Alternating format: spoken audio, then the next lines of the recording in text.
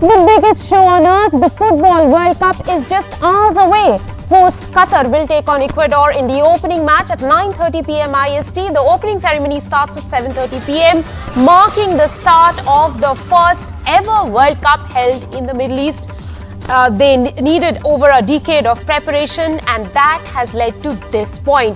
The Football World Cup in Qatar will likely be the final act on the global stage for numerous players: Argentina's Lionel Messi, Portugal's Cristiano Ronaldo, Croatia's Luka Modric. The list goes on and on. Karim Benzema of France has already been ruled out with an injury. But at this hour, to talk about the preparations and the buzz, I am joined by Tracey Holmes, ABC broadcaster. Tracey, thank you very much for talking to us. Now, you have been there on ground for a while, and I can see you coming to us from a lovely locale. Tell us, what's the buzz there? Well, it really is a buzz. So last night was Saturday night in Doha. They had a fireworks display along the Corniche, which basically is the water walkway that leads from old Doha town into the new CBD. It was packed full of concerts. All the families were out. There was light activity. There was a drone display. And you really started getting the sense that, yes, finally, after 12 years of a much criticised build-up to this World Cup, it is underway, and it will be later on this evening here in Doha. Tracy, as a woman out there and someone who have been given certain dressing regulations, how safe do you feel on the streets of Qatar? Look, I've tried to explain this to many of my colleagues back in Australia. I feel safer on the streets here than I do in Sydney, which is where I live. And it was interesting, this morning I was in the souk, the little marketplace, having breakfast with some of the others that are here covering the tournament. And I was talking to a couple of young reporters from China. And they were saying that they also feel incredibly safe here. You know, the culture of a real family-based culture. There are families everywhere. And I think this has been part of the debate around the whole alcohol issue, whether alcohol would be available on the perimeter outside venues. And, they brought that rule in only 48 hours before it started, saying that that would no longer be the case. And I think that has been a real relief for many people, because they do feel safer. If there's not drunken mobs running around, as we usually see at a FIFA World Cup. Well, that has been a menace in various sporting venues across the globe. But Tracey, one of the things I heard you say in one of your OBs that you've been hearing Sepp Blatter on mics across Doha saying that the fact that World Cup goes to Qatar, and now Sepp Blatter has turned around saying that granting them the World Cup was a mistake. So what's the reaction? What's the response of the Qatari people to that? Look, I think the Qatari people play that grab, and it's on a loop with a lot of very funky music behind it, and it's Sepp Blatter popping in, announcing them as winners. I think they're using that. They know it's a little bit tongue-in-cheek, but they also know that's the moment when history was made for this country. Since then, there have been many changes at FIFA. Since then, they've really had the support of Gianni Infantino, the new president. But Sepp Blatter's reasons for believing that this country was not ready for the World Cup was because he said the country is too small. And yet the new president, Gianni Infantino, says that's a real selling point. And you would have to say that just the buzz in the streets on the last, 36, 48 hours is that does provide a buzz, because you can go to 3 or 4 games in a day. That has never happened in any World Cup.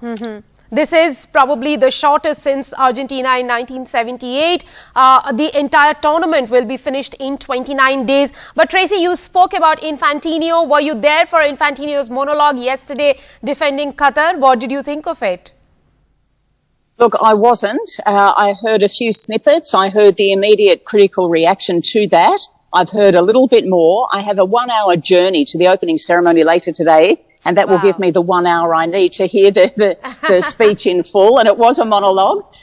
But, in some ways, it's very easy to be critical. And I understand some of the comparisons he was making to being teased as a young boy with red hair probably don't cut it with people who have been, really harshly treated as members of the LGBTQI community or, some of the migrant workers. But I do understand in what he was trying to say with a level of empathy here. no World Cup organiser in the history of organising World Cups has come under the sustained scrutiny that this country has. And that does lead to questions as to why it is so.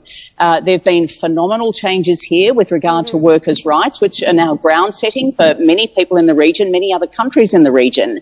But there is still some way to go. And I think Infantino's message might have got a little bit lost. He's a man that speaks 7 or 8 languages, but his message yesterday was a little bit lost. I think he was just trying to express the empathy, that people have been trying very hard. They're welcoming the world. It's the first World Cup in this region, and in some ways now it's time for that to be celebrated.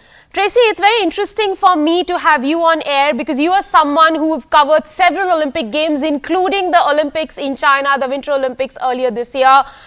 We've heard of several human rights issues, human rights abuse in China and in Qatar. How do you compare these two countries?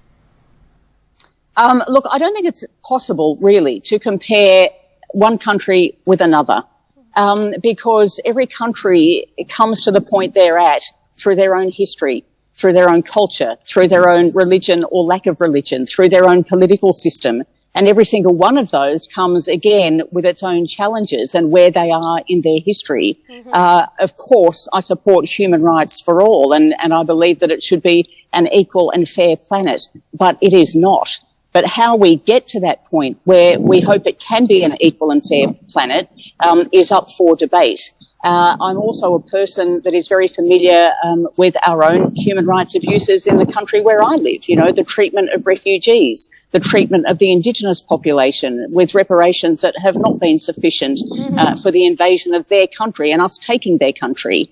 And so I'm very reluctant. Of course, I'm willing to call out human rights abuses when they're seen, and they are seen everywhere. But I'm reluctant to point fingers at people or countries in a way that assumes I'm coming from a position that is any better than the position they're in. I'm much more, I suppose, of the diplomatic mindset where you need to engage people to try and encourage people to get to a position that is going to make it better for everybody. And I think we all sit in that basket. Tracey, well, let's get to the talk of the day. I have been reading in several websites about Qatar being accused of bribing Ecuador players $7.4 million to lose the opening match. 8 players have been bribed. That's the talk on the internet. Have you heard about it, and what's the reaction on ground? Well, the reaction here has been, of course, an official declaration that is just not true, and that it is a beat-up, and we've seen plenty of beat-ups with regard to this country. I guess the problem comes when you've had a situation where Qatar has been under scrutiny and under a lot of negativity for 12 years. In the end, it becomes a situation where nobody knows who to believe. And it's a little bit like what we're seeing in American politics at the moment. If you do so much and you put out so much fake news and there are so many rumours, in the end you don't know who to trust, who's telling the truth, who's got the right story, and unfortunately I think we're in that situation here as well. Well, we'll of course wait and see tonight what happens. One final question before I let you go away from the controversies. What are the predictions about teams making the Final Four and winning the Cup?